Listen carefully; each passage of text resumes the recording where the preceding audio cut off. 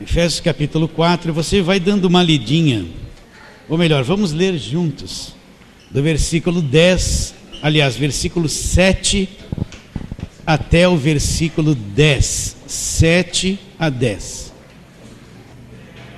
E a graça foi concedida a cada um de nós, segundo a proporção do dom de Cristo. Por isso diz, quando ele subiu às alturas, levou cativo o cativeiro e concedeu dons aos homens. Ora, o que quer dizer subiu, senão que também havia descido às regiões inferiores da terra? Aquele que desceu é também o mesmo que subiu acima de todos os céus, para encher todas as coisas. Agora você vai marcar aqui esse Efésios 4, nós vamos começar e terminar nele, né? Vamos lá para a primeira carta de Paulo aos Coríntios, capítulo de número 15. Nós vamos ler versículos 14, 17, 14, o 17 até o 19. Então, primeira carta de Paulo aos Coríntios, capítulo 15, versículo 14. E se Cristo não ressuscitou, é vã a nossa pregação, e vã a vossa fé. Vou ler de novo. E se Cristo não ressuscitou, é vã a nossa pregação, e vã a vossa fé. 17. E se Cristo não ressuscitou, é vã a vossa fé, e ainda permaneceis nos vossos pecados. E ainda mais, os que dormiram em Cristo pereceram. Se a nossa esperança em Cristo se limita apenas a esta vida, somos os mais infelizes de todos os homens. Então, agora volta lá para Efésios, né? Você percebeu a expressão ali de Efésios capítulo 4? Versículo 8, ele fala assim: quando ele subiu às alturas, o que ele fez? O que é esse subir às alturas? Ele está falando quando Jesus Cristo ressuscitou e ascendeu ao céu, voltou ao Pai. Você sabe que Jesus teve o seu ministério terreno de 3 anos e meio, já estava profetizado que ele morreria, e também estava profetizado que ele ressuscitaria, ele quebraria o poder da morte, ele venceria a morte, já estava profetizado. Então, quando ele ressuscitou e subiu às alturas, voltou ao Pai, ele diz assim: levou cativo o quê? O cativeiro. Então, quando isso aconteceu, existiu um cativeiro. Quando esse cativeiro se iniciou? Esse cativeiro se iniciou em Adão, com a queda do homem. Então, o cativeiro é um lugar de escravidão e servidão. Quem vive em cativeiro vive em escravidão e vive em servidão. Então, Jesus, quando ressuscitou e ascendeu aos céus, ele fez uma coisa: ele levou cativo. Ele levou o cativo, aprisionou o cativeiro, levou o cativeiro, tudo aquilo que era cativeiro, que aprisionava, que escravizava, foi levado cativo, foi aprisionado. Você tem que entender essas coisas. Ele levou o cativeiro e concedeu dons, capacidades especiais aos homens. E quando isso aconteceu? Quando Cristo ressuscitou. Então nós sempre temos falado da obra da cruz, e vamos falar muito, mas a ressurreição de Cristo é uma coisa fundamental, muito importante, porque nós lemos ali em 1 Coríntios 15, se ele não ressuscitou, é vã a nossa fé é uma coisa vã. Todos aqueles que creram em Cristo e morreram, eles pereceram, eles se perderam, se não houvesse ressurreição. Então ele fala, se a nossa vida, a nossa esperança nessa vida, em Cristo se limita somente a esta vida, Se Cristo não ressuscitou, então nós que cremos somos os mais infelizes de todas as pessoas, porque se Cristo não ressuscitou, tudo está perdido, nada pode ser concluído. Então a ressurreição de Cristo é a coisa fantástica, é a coisa fantástica. Então, quando Ele ressuscitou, Ele quebrou o poder da morte. Quando Jesus Cristo é introduzido aqui nesse nosso sistema, nesse planeta Terra, ele vem como homem, ele tem que vencer todo esse sistema, esse cosmos terreno. Ele tem que vencer. Ele veio aqui, nasceu no meio do território do diabo, um território condenado, e ele veio para vencer todas as coisas desse sistema, tudo. Ele venceu todas as tentações, ele venceu o diabo, ele venceu toda essa ordem nesse sistema que nós vivemos. Você pode talvez não ver isso, mas Cristo venceu o mundo, com todas as suas tentações, com tudo que você pode imaginar. Ele venceu o príncipe deste mundo, destruiu o diabo na cruz do Calvário. Mas também ele tinha que vencer uma coisa que foi introduzida como pecado neste mundo, a morte. Então era necessário que ele sofresse a morte por nós, mas que ele quebrasse o poder da morte. Como? Ressuscitando dos mortos. Então, se ele tivesse feito tudo, ido para a cruz, feito a expiação do pecado, e tivesse sido vencido pela morte, a morte tivesse prendido e amarrado, inutilizado ele, então nada adiantaria. Mas além dele ter vencido tudo neste mundo, ele também venceu a morte. Ele quebrou o poder da morte, ele ressuscitou, ele voltou no mesmo corpo a ter vida e quebrou os grilhões da morte. Então, é por isso que ele sustenta a sua salvação, é por isso que ele sustenta a tua libertação, é por isso que ele tem poder para sustentar a tua justificação, te manter nas mãos dele e jamais te perder. Por quê? Porque ele venceu o mundo e venceu a morte, quebrou o poder da morte. Então ele garante a tua salvação, garante a tua justificação, garante a tua libertação do império das trevas, porque ele venceu a morte, meus irmãos. Acreditam ou não? Então ele pode sustentar as promessas de salvação sem nada ser alterado. Por quê? Porque não tem nada neste mundo que ele não tenha vencido. Nem a morte, que é a pior coisa, pôde reter. Ele quebrou o poder da morte, ressuscitando dentre os mortos. Então a ressurreição é uma coisa muito importante. Talvez você fale da ressurreição, fica com a mente vaga assim, né, por aí. Não, a ressurreição é uma coisa muito importante. Então vamos trabalhar na palavra de Deus. Vamos lá. Jesus falou muito da sua ressurreição. Vamos só no livro de Mateus. Abra lá em Mateus.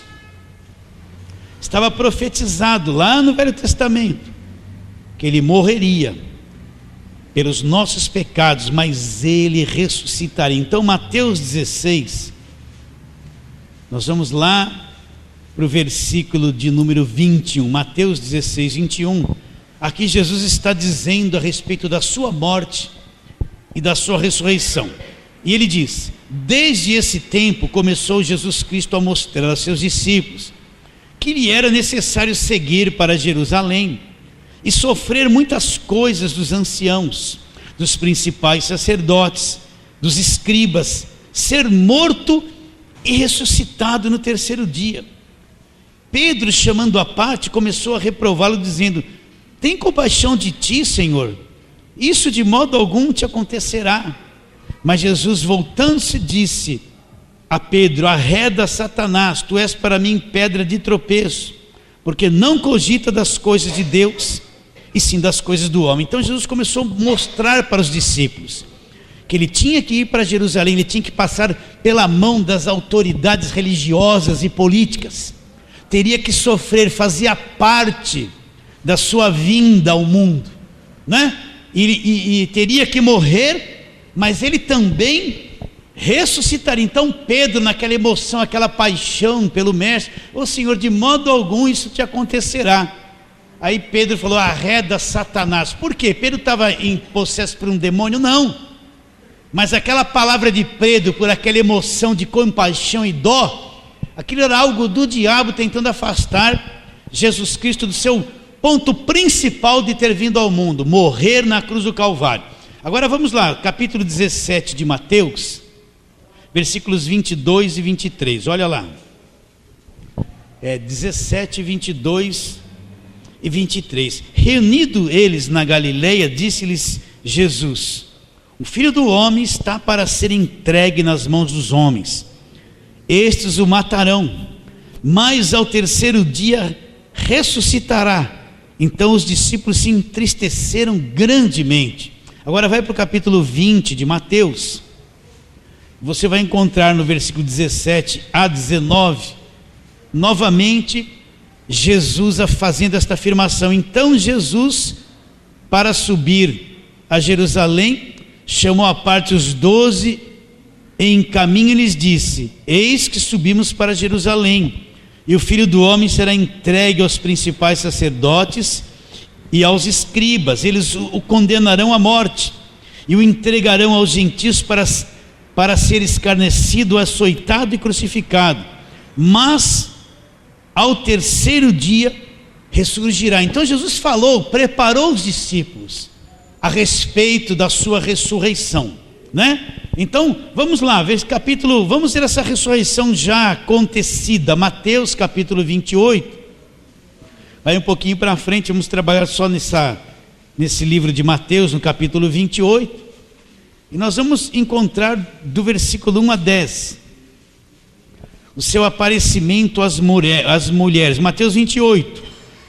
No findar do sábado, ao entrar o primeiro dia da semana, Maria Madalena e a outra Maria foram ver o sepulcro, e eis que houve um grande terremoto, porque um anjo do Senhor desceu do céu, chegando-se, removeu a pedra e assentou-se sobre ela. O seu aspecto era como um relâmpago, e a sua veste alva como a neve. E os guardas tremeram espavoridos e ficaram como se estivessem mortos. Mas o anjo, dirigindo-se às mulheres, disse: não temais, porque sei que buscais a Jesus, que foi crucificado. Ele não está aqui, ressuscitou, como tinha dito. Vede ver onde ele jazia.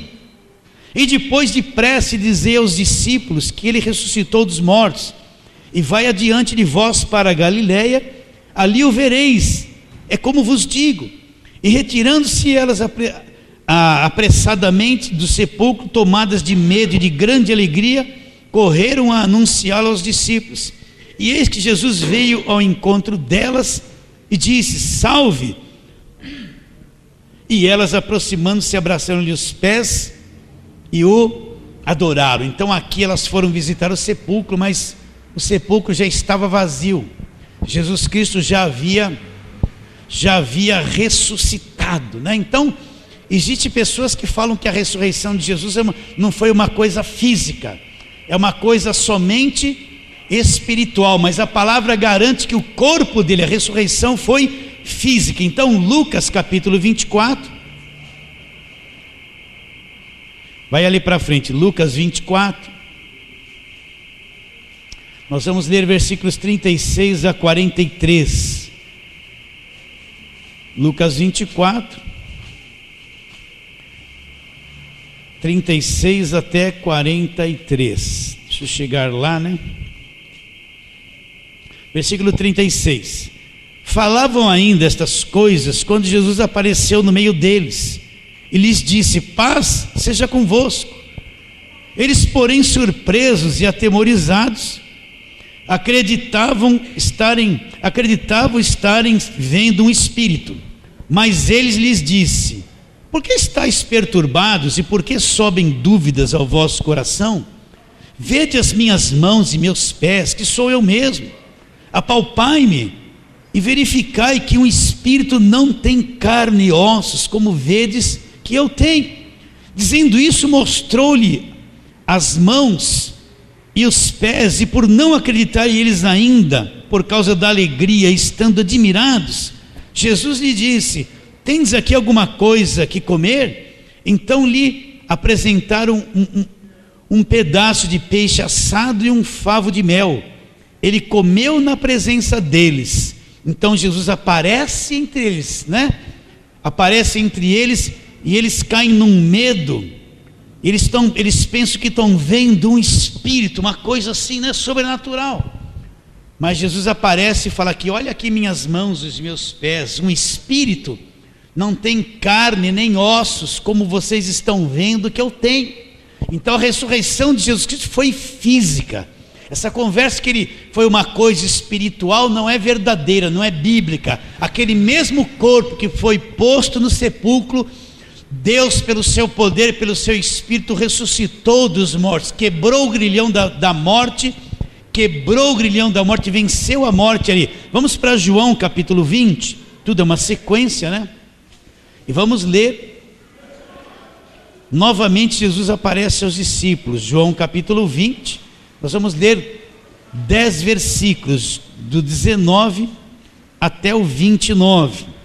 Então, ao cair da tarde daquele dia, o primeiro dia da semana, trancadas as portas onde estavam os discípulos, com medo dos judeus, veio Jesus, pôs-se no meio deles, disse-lhes: paz seja convosco. E dizendo isso, lhes mostrou as mãos e o lado. Alegraram-se, portanto, os discípulos ao verem o Senhor. Disse-lhes, pois, Jesus outra vez: paz seja convosco. Assim como o Pai me enviou, eu também vos envio. E havendo dito isto, soprou sobre eles e disse-lhes: recebei o Espírito Santo. E se tendes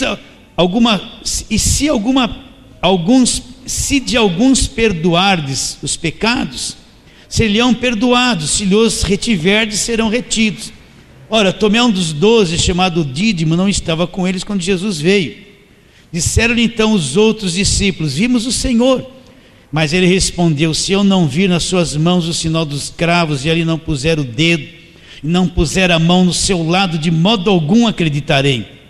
Passado 8 dias, estavam outra vez ali reunidos os seus discípulos, e Tomé com eles.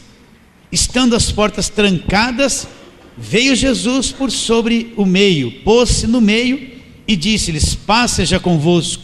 E logo disse a Tomé: põe aqui o teu dedo, vê aqui as minhas mãos, chega também a mão e põe-na no meu lado, não sejas incrédulo, mas crente. Respondeu-lhe Tomé: Senhor meu e Deus meu. Disse-lhe Jesus: porque me viste, creste? Bem-aventurados que não viram e creram. Então novamente Jesus aparece entre eles em carne e osso. Ele ressuscitou, aquele mesmo corpo que foi posto no sepulcro foi ressuscitado pelo poder de Deus, né? Agora Atos capítulo 1, vai virando, já está quase nas páginas seguintes ali, né? Nós vamos ler versículos 1 a 3, diz assim: escrevi o primeiro livro, ó Teófilo, relatando todas as coisas que Jesus começou a fazer e a ensinar, até o dia em que, depois de haver dado mandamentos por intermédio do Espírito Santo aos apóstolos que escolhera, foi elevado às alturas. A esses também, depois de ter padecido, se apresentou vivo, com muitas provas incontestáveis, aparecendo-lhes durante 40 dias, e falando das coisas concernentes ao reino de Deus, e comendo com eles, determinou-lhes que não se ausentasse de Jerusalém, mas que esperassem a promessa do Pai, a qual ele disse: que de mim ouvistes, porque João na verdade batizou com água, mas vós sereis batizados com o Espírito Santo não muito depois destes dias. Então, durante 40 dias, Jesus apareceu aos discípulos e falou a respeito das coisas do reino de Deus. Quantas coisas maravilhosas ele deve ter explicado e falado durante 40 dias. Agora vamos lá, a próxima carta é a primeira aos Coríntios, não, é Romanos, depois vem 1 aos Coríntios, capítulo 15. Ele também foi visto por mais de 500 irmãos, né? 1 aos Coríntios, capítulo de número 15, aquele capítulo que nós já lemos.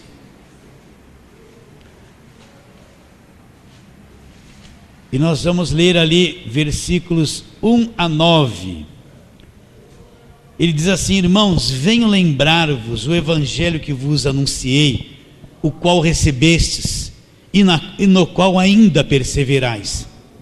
Por ele também sois salvos, presta atenção, se retiverdes a palavra tal como vô-la preguei, a menos que tenhais crido em vão. Antes de tudo vos entreguei o que também recebi, que Cristo morreu pelos nossos pecados segundo as Escrituras, e que foi sepultado e ressuscitou ao terceiro dia segundo as Escrituras, apareceu a Cefas e depois aos 12, depois foi visto por mais de 500 irmãos de uma só vez, dos quais a maioria sobrevive até agora, porém alguns já dormem. Depois foi visto por Tiago, mais tarde por todos os apóstolos, e afinal depois de todos foi visto também por mim, como por um nascido fora do tempo, porque eu sou o menor dos apóstolos, que mesmo não sou digno de ser chamado apóstolo, pois persegui a igreja de Deus. Então Paulo relata que ele apareceu a Cefas, apareceu aos demais discípulos, apareceu para mais de 500 irmãos ao mesmo tempo, e por fim, como um nascido fora do tempo, como ele mesmo fala, ele apareceu também, nós sabemos ali em Atos 9, em caminho de Damasco, Paulo teve uma revelação, Jesus Cristo ali apareceu para ele. Então, meus queridos, presta atenção, ele ressuscitou dos mortos, ressuscitou fisicamente, ele quebrou o poder da morte. Olha, não sei se você conheceu os seus avós, ou tataravós, ou até irmãos, ou pai e mãe, mas para mim a maior parte deles já morreram e se foram, e nessa vida nunca mais eu os verei, a não ser que, se você olhar alguma foto, que é uma coisa bem distante, bem morta, não tem ninguém, nenhum líder religioso em todos os tempos ressuscitou e apareceu, A morte é uma coisa que leva e a pessoa desaparece para nunca mais, a não ser na glória. Mas Jesus Cristo quebrou esse poder da morte, ressuscitando dentre os mortos. Você aceita isso ou não? Ele quebrou o poder da morte. A morte reinava por Adão, mas Cristo veio na sua ressurreição, quebrou o poder da morte. Se Cristo não tivesse ressuscitado, meus irmãos, era vã a nossa fé, não esqueça isso. É pela ressurreição que Ele garante a nossa salvação, a nossa justificação, garante todas as promessas que nós vamos usufruir na eternidade. Agora, por que Jesus ressuscitou? Vamos abordar alguns textos. Hoje nós estamos lendo bastante. Você está em 1 Coríntios, volta para Romanos, Romanos capítulo de número 4.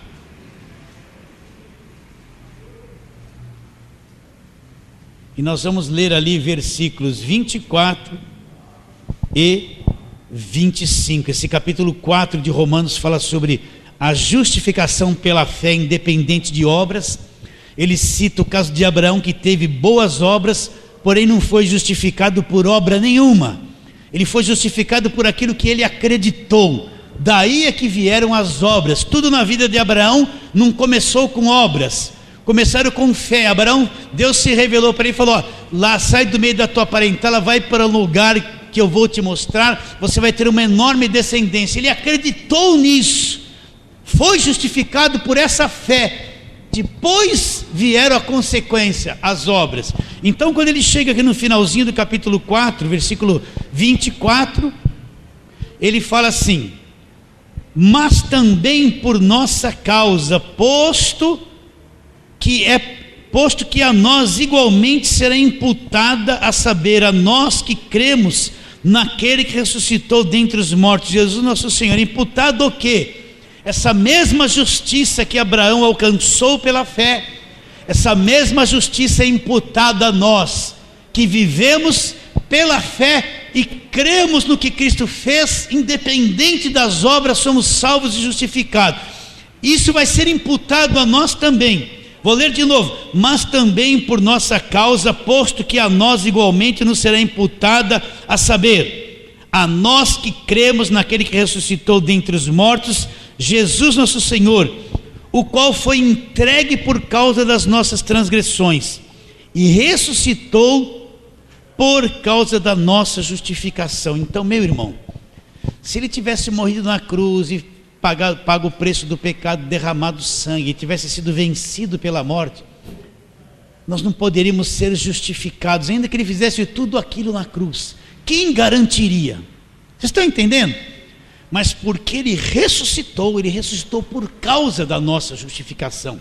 Então, se nós entendemos que fomos justificados, fomos declarados por Deus justos, e somos justos aos olhos de Deus pela fé em Cristo, foi a ressurreição de Cristo que trouxe, que garante essa justificação.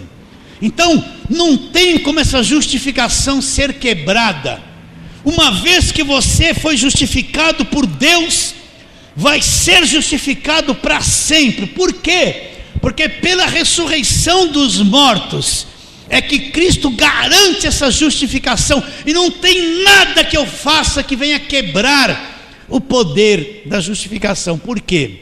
Porque pela ressurreição de Cristo, ele garante, ele venceu, quebrou o poder da morte, e garante essa justificação. Você recebe, você entende isso, ou está boiando, ou está assim desligado, pensando lá no fantástico que você vai ver depois? Não, por favor, não é?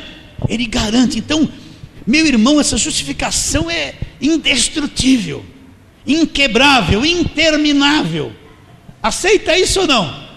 E ele ressuscitou e mantém, ele garante a nossa justificação, porque ele ressuscitou dos mortos. Vamos lá, 1 de Pedro capítulo 1. 1 de Pedro capítulo 1. Vai lá para o finalzinho, passa Hebreus, né? Nós vamos ver outro aspecto da ressurreição. Nós vamos ler versículo de número 3, 1 de Pedro 1, versículo 3. Ele fala assim, todos acharam? Acompanha aí. Então ele fala: bendito Deus e Pai de nosso Senhor Jesus Cristo, que segundo a sua muita misericórdia nos regenerou. Para quê? Para uma viva esperança, mediante a ressurreição de Jesus Cristo dentre os mortos. Então o que é a regeneração? É justamente o novo nascimento. Uma pessoa regenerada é aquela que foi feita filha de Deus, que nasceu de novo, foi consertada. Você está entendendo isso? Foi regenerada, atada novamente com Deus, não é? Aconteceu isso. Então ele fala que nos regenerou para uma viva esperança, não para alguma coisa morta, mas para uma viva esperança, mediante a ressurreição de Jesus Cristo dentre os mortos. Então, se Jesus Cristo não houvesse ressuscitado, quebrado o poder da morte, os grilhões da morte, não haveria regeneração. Então, o que garante a regeneração? O que garante o novo nascimento? O que garante quando uma pessoa crê de todo o coração em Jesus Cristo e é salva? A garantia que Jesus quebrou o poder da morte, ressuscitou dos mortos, e garante a regeneração e o novo nascimento para aquele que acredita nele de todo o coração. E quem pode quebrar isso? Ninguém, nem demônio, nem nada pode quebrar esse poder de regeneração, de novo nascimento, porque Jesus segura e garante. Ele é a nossa garantia. Você entende porque nós só cremos nele? Você só entende porque a nossa fé está centralizada nele e em nada mais. Se eu me desviar dele, eu vou passar a crer em coisas que não tem nada a ver com a palavra de Deus. Sim ou não? Entende isso ou não? Então volta agora, vamos lá, volta lá para Atos capítulo de número 2. Atos 2.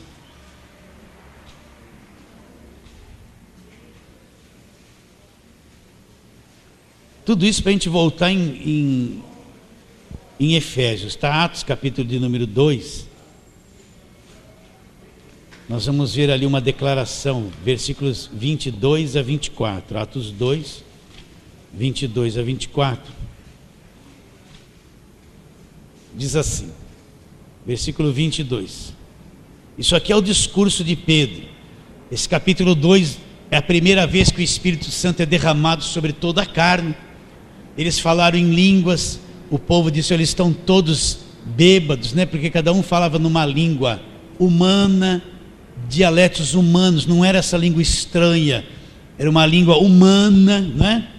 entende? E disseram, eles estão embriagados. Então Pedro começou um discurso, começou a falar do profeta Joel, que aquilo era o cumprimento da profecia de Joel, o derramamento do Espírito Santo sobre toda a carne.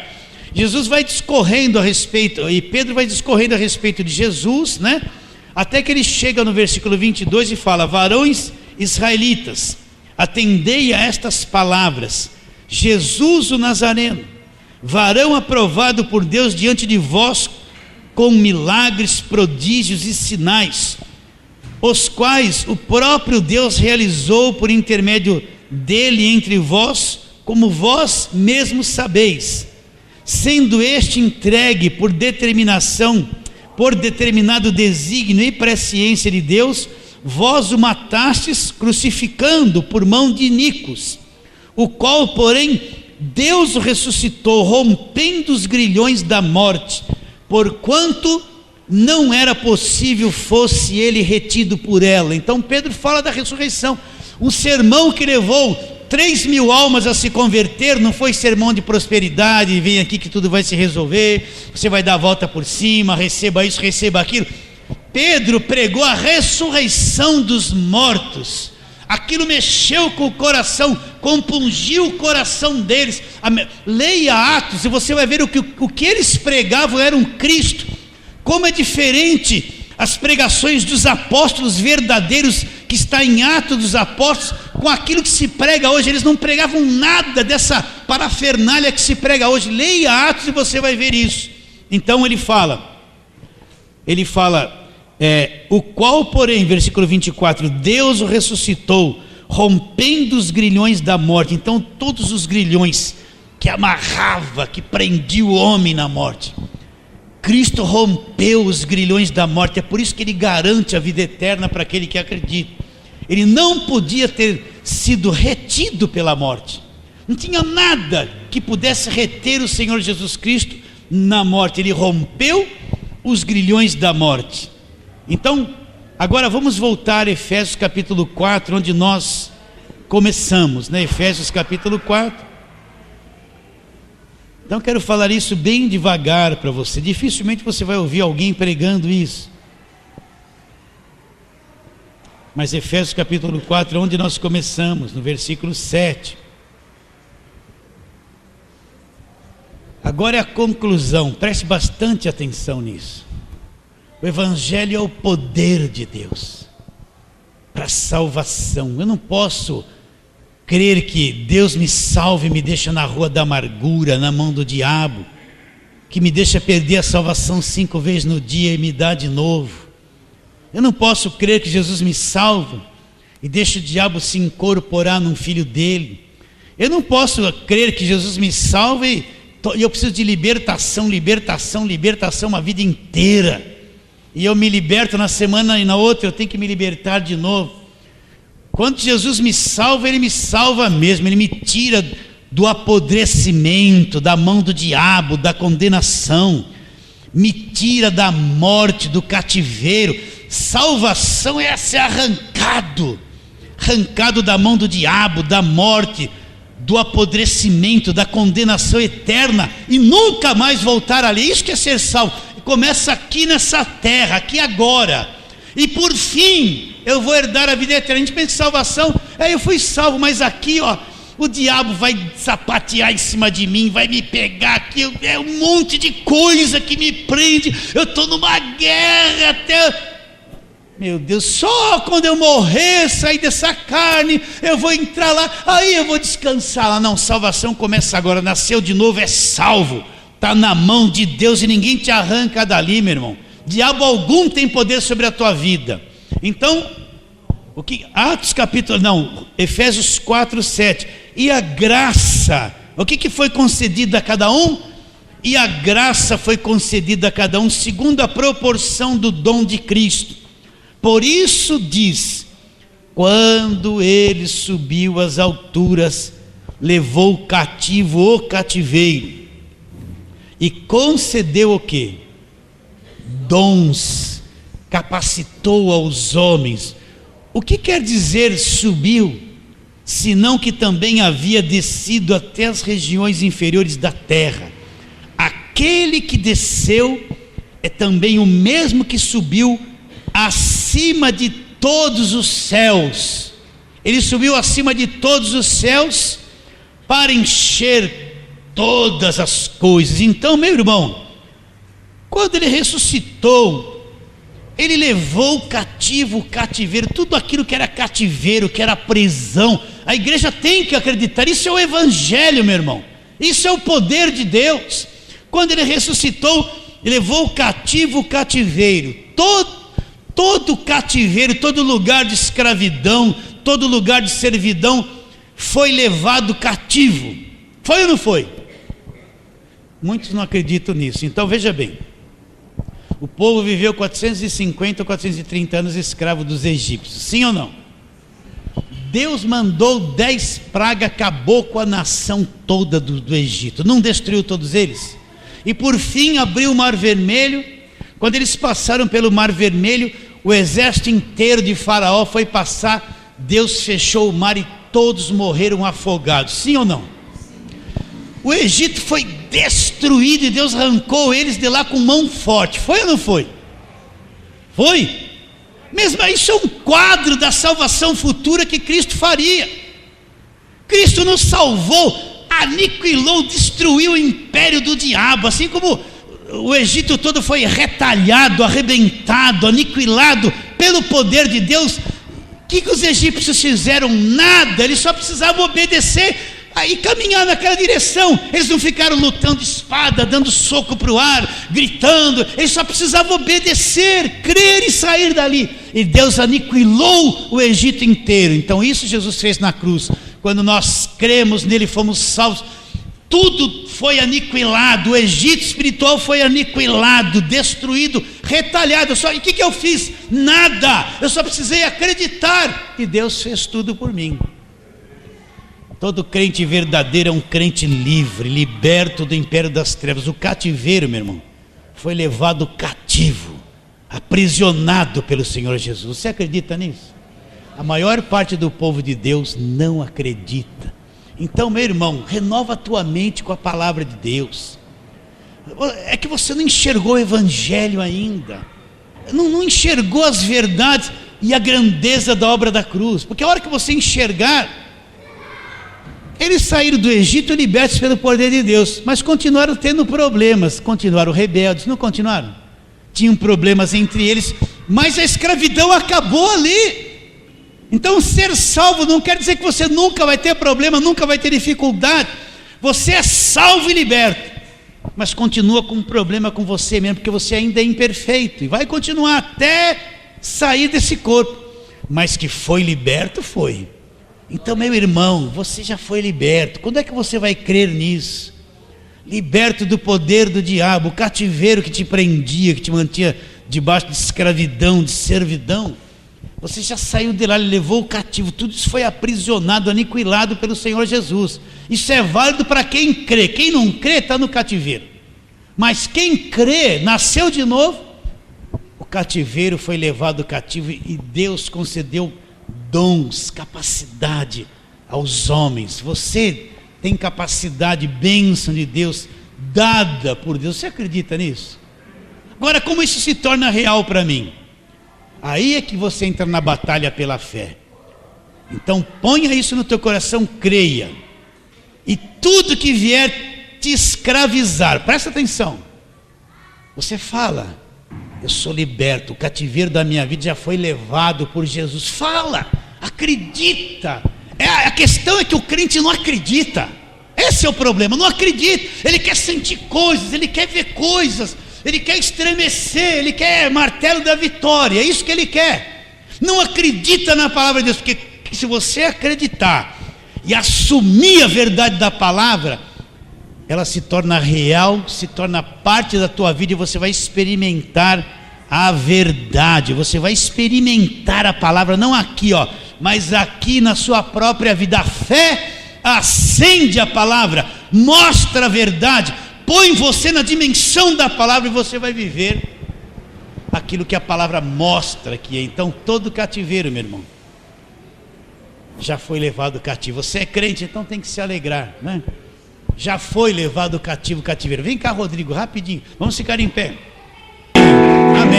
Fala para o teu irmão, vai nessa fé, meu irmão, vai nessa fé. Creia somente, meu irmão.